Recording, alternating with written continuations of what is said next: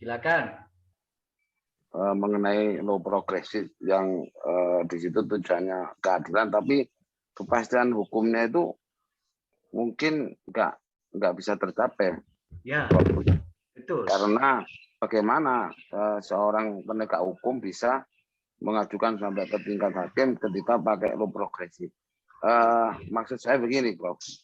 Apakah law progresif ini lebih ke arah sebagai pengetahuan ilmu atau mungkin ada potensi untuk menjadi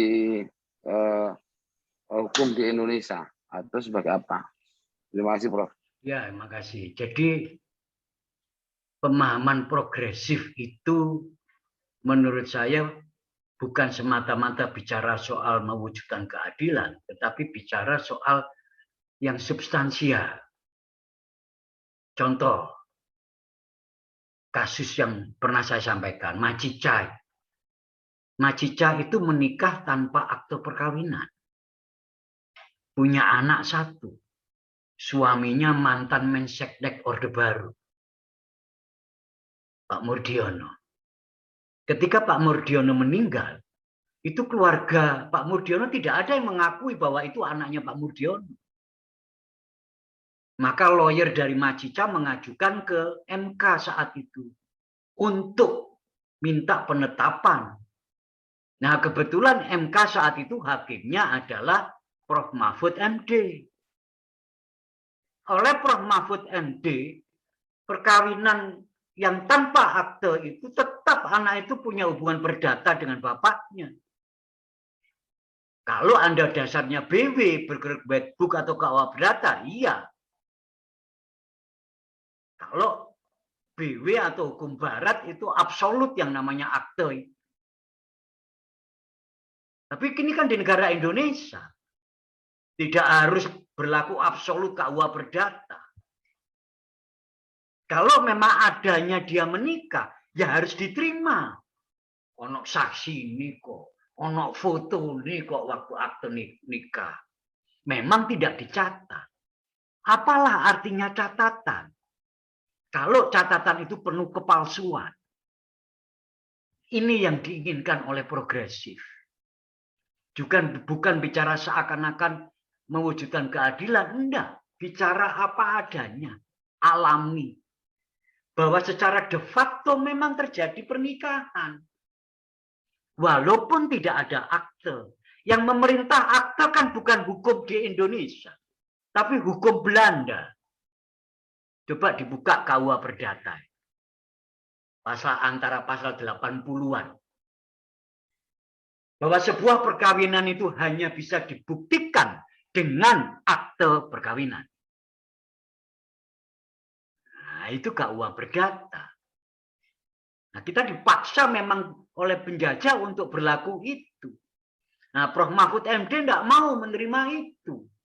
Dia menerima bahwa memang terjadi nikah. Dan ini adalah anaknya. Malah lawyernya Macica itu tes DNA keluarganya Pak Murdiono yang tidak berani. Nah, akhirnya ditetapkan oleh Prof. Mahfud MD selaku MK bahwa anak itu adalah punya hubungan perdata dengan bapaknya. Itu sebenarnya sudah terjadi kasus di tahun 70, Bismar Siregar. Pemuda-pemudi yang beragama Katolik kawin di gereja Katolik di Pati, Jawa Tengah. Tidak kecatatan sipil, dia hanya di gereja. Sampai punya 2 anak.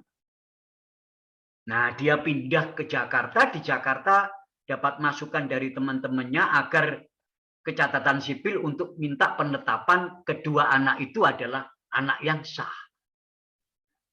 Catatan sipil menolak. Alasannya, dia tidak punya akte perkawinan.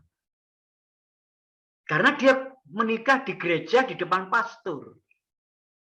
Maka dia mengajukan penetapan ke Pengadilan Negeri Jakarta Pusat.